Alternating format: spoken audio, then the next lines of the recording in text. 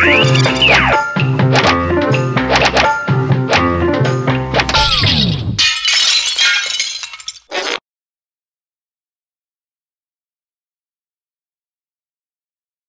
je suis des bords de Loire. Quand j'étais enfant, dans le village où mes parents avaient une maison, il y avait un type qui nous avait beaucoup frappé avec mon frère et qui était le fils du boucher. C'était un type qui avait à peu près, je sais pas, 18-20 ans. Mais alors ce qu'il y avait de formidable, c'est qu'il avait un très très beau vélo de course. C'était un grand type, bien foutu, séduisant, vélo de course formidable, toujours des lunettes de soleil, et alors il draguait des nanas absolument somptueuses. Alors avec mon frère, on était fascinés. Nous, on avait, je sais pas, 12-13 ans, 14 ans, voilà. Et c'est drôle parce qu'on l'avait appelé l'impec du bourg, ce type. Pour eux, c'était le mec impeccable et tout ça, l'impec du bourg. Et quand j'ai repensé après, adulte, à écrire un sujet pour un mémoire, je me suis dit, tiens, si je faisais un personnage qui physiquement ressemble un peu à Marielle et que ce mec travaille avec dans la boucherie et tout ça, et parce que moi ce qui m'intéressait c'était d'écrire des sujets pour Marielle, des sujets où il pourrait être éventuellement commerçant ou tout ça, parce que c'est un monde que j'ai bien connu étant enfant et tout ça. En fait, moi je suis d'un milieu populaire, hein. Mon père représentant de commerce et tout ça, c'est des gens que j'ai beaucoup approchés étant enfant.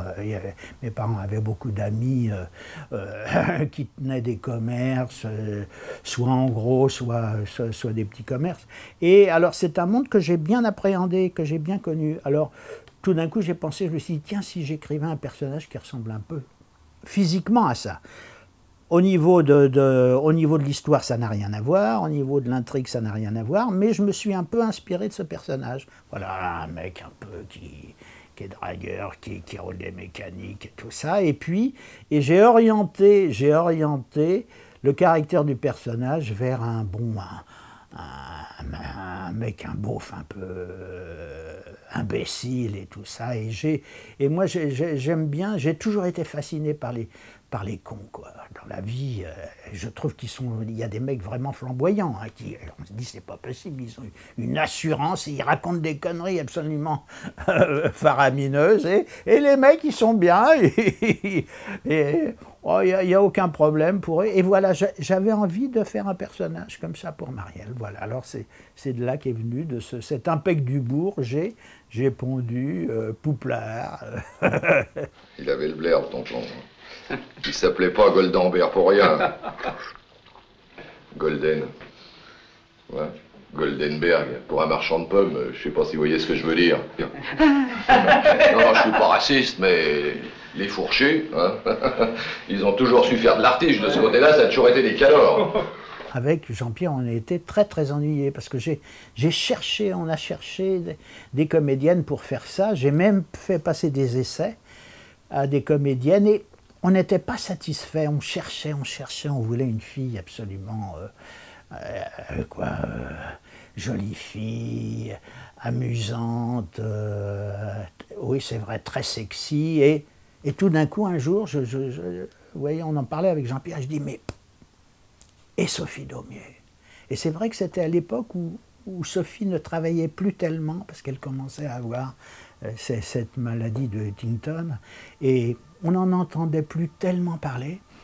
Elle n'était plus avec Guy Bedos, d'ailleurs, je crois qu'elle venait de séparer, lui, depuis 1 ou 2 ans, je ne sais plus exactement. Et j'ai dit, mais Sophie Daumier. Alors on s'est mis en rapport avec Armédia. C'était Serge Rousseau, chez Armédia, qui s'occupait d'elle. Et je l'ai rencontrée. J'ai rencontré Sophie. Et là, j'ai parlé avec elle, je lui ai laissé le sujet. 2 jours après, elle m'appelait, mais je veux absolument faire ce film, ce rôle est fantastique. Alors, on en a parlé avec... Alors, Jean-Pierre m'a dit, ah, mais oui, alors la Sophie, mais pourquoi on n'y a pas pensé avant? Et voilà, ça s'est fait comme ça avec Sophie. La petite crevette, elle va rester toute seule, toute nue dans son grand lit. Oh, tu me rends dingue, toi. C'est vrai. Sophie accepte, mais elle lit le sujet, elle me dit c'est formidable et tout ça, mais j'aimerais bien vous voir. J'ai dit, mais pourquoi non? Parce qu'il y a quelque chose, je voudrais vous parler de quelque chose. Alors, dans le sujet, à un moment donné, bon, bah, c'est vrai que le personnage fait un striptease. Vous voyez, moi, dans la description du script et du personnage, j'avais dit qu'à un moment donné, quand elle fait son striptease, elle est en soutien-gorge et en petite culotte. Alors, elle me donne rendez-vous, j'arrive chez elle et tout ça, et j'étais d'ailleurs avec la costumière. Et elle rentre dans sa salle de bain, elle nous fait rentrer, la salle de bain était assez grande, elle nous fait asseoir, il y avait deux sièges, elle nous fait asseoir, et puis elle me dit, voilà, je vais vous montrer. Alors on s'attend, et alors elle se déshabille, et elle relève la robe qu'elle avait, elle relève tout et elle baisse. Elle baisse sa culotte.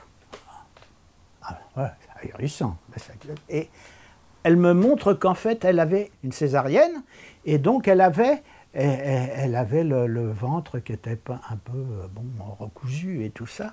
Elle me dit, bon, bah, c'est pas possible, je peux pas jouer le rôle parce qu'il faut être en petite culotte et en soutien-gorge. Je lui dis, mais Sophie, mais ça n'a aucune importance. Vous serez en petite nuisette et puis vous aurez une culotte, donc il n'y a aucun problème. On ne verra pas votre ventre, donc c'est pas du tout un problème.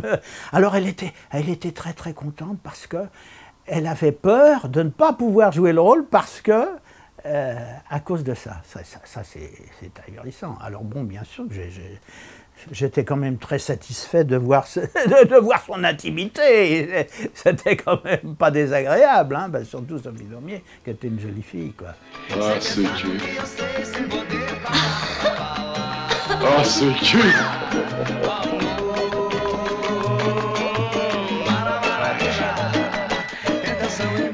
Alors bon, je choisis Sophie Daumier, donc elle arrive sur le tournage et elle avait des chaussures compensées, quoi, hein, pour être à la taille de Marielle et tout ça, pouvoir jouer avec lui. Et puis c'était bien cette bouchère avec des chaussures à talons hauts, voilà. Alors il y a pratiquement la première séquence, c'est quand il se retrouve dans le café.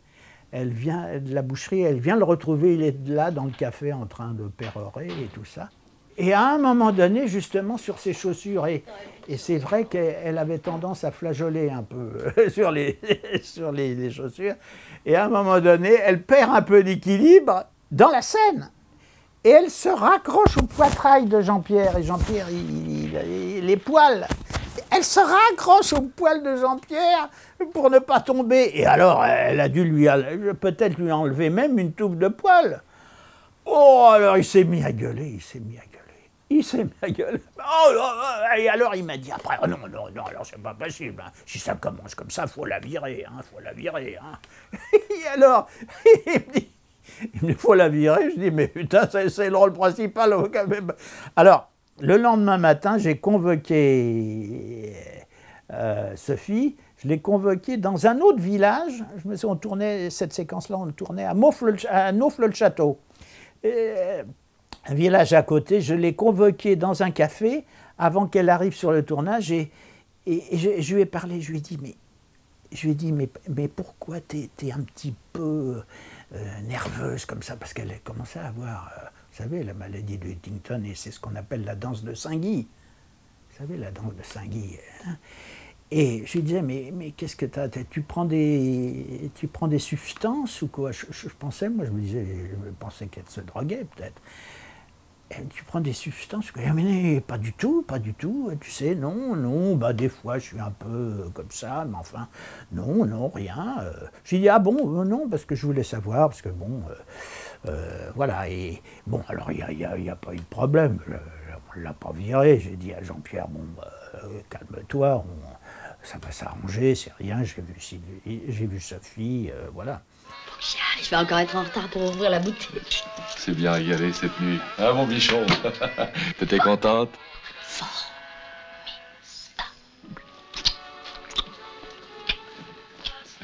ils s'adoraient, hein, tous les deux, oui. Elle était magnifique parce que, bon, dans les repas de production, moi je me mettais toujours en face d'elle, parce que bon, elle était sympa dans la conversation comme ça, et puis elle était tellement drôle, elle faisait des grimaces, c'était un clown, hein. Et je me souviens que par exemple, quand il y avait autour de la table des gens qui avaient une conversation un peu stylée comme ça, ou un peu... alors elle me faisait des grimaces, elle faisait des trucs, et je me mordais les lèvres de rire, ah ouais, parce que des fois les gens disaient des trucs, alors elle... Elle était drôle, elle était drôle. Nadia, ma future femme. Ah, enchantée, mademoiselle. Bonjour, monsieur. Mademoiselle Ménard, ma secrétaire. Madame, madame, Mademoiselle. monsieur. Moi, j'ai rencontré des personnages comme ça. Ah oui, par exemple, vous voyez, par exemple, le personnage de Lavanant, je me suis souvenu d'une voisine qui était fille d'un dentiste, qui était près de chez moi, et souvent elle parlait d'un amour qu'elle avait eu, malheureux et tout ça. Je me suis souvenu de cette femme qui constamment parlait d'un amour malheureux. Alors je me suis souvenu de ce personnage, et en fait j'en ai fait le personnage de Lavanant. Je suis pourtant pas si laide. Je sais pas de vilaines gens. Certains hommes m'ont dit que j'avais un joli derrière. Pour les dialogues, alors c'est drôle parce que ce que je voulais absolument, c'est-à-dire que les dialogues là-dedans, moi j'ai eu envie, en ce qui concerne Jean-Pierre et tout ça, les dialogues, j'ai voulu les lier un peu à la boucherie et à la viande. Elle est bien charcutée, la mignonne, hein? Ouais, elle a pas froid aux escalopes. Il y a beaucoup de comparaisons avec la viande, hein, dans les dialogues et tout ça. Et parce que c'est ça, parce que je me disais que comme il travaillait dans la boucherie, il compare par moments un peu l'anatomie des femmes à des morceaux de viande et tout ça. C'est ça qui me plaisait chez ce type. Et c'est pour ça que je me suis orienté vers ce genre de dialogue. Ah, dis donc. T'es vraiment bien bidoché. Ce choix de musique brésilienne, c'est-à-dire que bon, moi j'ai demandé à Philippe Sard, que j'avais eu déjà depuis beaucoup de films, depuis Charlie, je l'avais. Philippe, je lui ai demandé de faire une musique brésilienne parce que j'adore la musique brésilienne. C'est une musique sur laquelle j'adore danser. Moi, j'aime beaucoup la danse, hein. Et j'avoue que j'aime beaucoup ces rythmes brésiliens, ces rythmes cubains et tout ça. Et moi, je l'ai voulu personnellement, cette musique.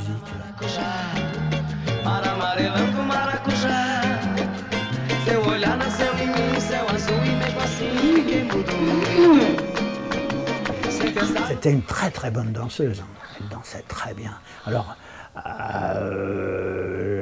avec Sophie, ça a été très simple, hein. Je lui ai dit, bon, bah voilà, tu viens de là, je lui ai montré les endroits où voilà. Mais j'ai même pas eu à la diriger, elle a fait ça d'instinct. Oh, elle était formidable. Oh bordel. Mais là, Dans le script, hein, il y avait ça, il y avait cette robe de chambre. Bah, ce qu'il y avait de formidable avec Jean-Pierre, c'est qu'on allait chercher les costumes ensemble, hein. Il y avait la costumière, mais nous on allait dans Paris chercher les costumes, hein. Et on est tombé sur cette robe de chambre qui était formidable. Il l'a essayée, elle était clinquante et tout ça. On a dit, oh, faut prendre ça absolument. Oh la vache, ça éclabousse. avec ça, t'es vraiment une belle bête. Ah, tu sais me saper, toi. Le petit sac, là, vous savez, à l'époque, où on met toutes ces affaires dedans, le petit Bézanville, le petit machin, là, le petit truc, hein. Bon, bah, il y a eu l'époque de ça, hein, beaucoup. Bah, ça, on l'a trouvé ensemble, on l'a choisi ensemble aussi. Tu me fais souffrir, tu sais, j'ai jamais été si malheureuse. J'aime ça, de faire du mal. Oh, prends-moi, prends-moi. Oh, vous êtes bien toutes les mêmes. Comme la Lune, C'est pas du tout un film misogyne, pas du tout. C'est un film contre un... Non, par contre, c'est un film contre un imbécile, contre un con, un sublime con, comme peuvent l'être certains hommes, des fois, quand ils sont bêtes et suffisants. Tu veux bien régler, chérie? Non, non, laissez-moi ça. Oh, ça va, s'il te plaît. Hein. Y en a marre, ton morlingue, là. T'étales, là, depuis 2 jours. Nous aussi, on a de la monnaie. Sophie Daumier, elle est quand même assez magnifiée dans le film, bon, tout en étant, bon, bah oui, mais enfin, elle s'aperçoit de la connerie de son homme, hein. D'ailleurs, elle lui dit, mais t'es gentil, mais t'es tellement con, elle lui dit. T'es pas méchant, Roger, mais t'es vraiment un con. Ah, t'es plus fâché. Ah, je le savais bien. C'est des rapports entre des personnages que j'aime bien, parce que je trouve que ce sont des rapports vrais, existants, entre l'homme et la femme, quoi. Quand il y a quelque chose qui se passe entre eux, on peut se dire des choses formidables, comme on peut se dire aussi des saloperies, des vacheries. Mais c'est ça, c'est la vie, quoi. Hein. Moi, j'aime pas les dialogues qui sont mi-méchants, qui sont tièdes. J'aime pas les dialogues tièdes. Moi, j'aime les dialogues forts, puissants, qui correspondent à des vrais sentiments, quoi. T'es toujours aussi dingue avec ta bouchère, là? Voilà, tu peux pas savoir. Je boufferai le compteur à gaz si elle veut le demander. Je suis devenu une bite, je la cartonne à longueur de journée. J'ai pas été content parce que Jean-Pierre avait tourné un film avec Carmet, avec un autre metteur en scène, et le distributeur, ils ont sorti le film un peu au même moment, je crois la même semaine, je crois le même jour. Alors alors ils ont fait des critiques, le nouveau film de Joël Seria, qui a fait Les Galettes de Pont-Aven, le nouveau film de Joël Seria avec Jean-Pierre Mariel. Ça n'a pas fait de bien au film, parce que les gens ne savaient pas bien, alors ils ont été soit sur l'autre, soit sur Comme la Lune, tout ça. Et en plus, les critiques, ça a été très très curieux, les critiques. C'est-à-dire que le problème, c'est que les critiques n'étaient pas habitués à la dérision dans les films. Hein? Alors, ils pouvaient l'accepter de cinéastes italiens, par exemple, mais de cinéastes français, c'était pas tellement le truc, hein.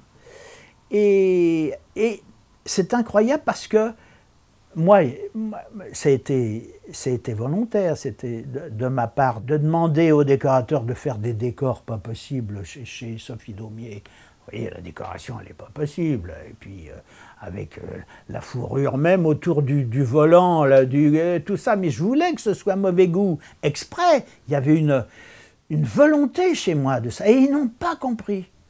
C'est incroyable.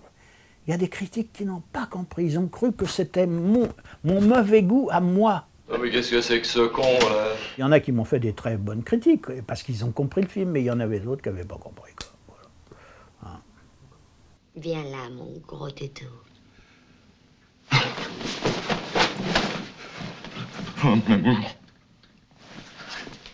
Mara maracujá, tua pele é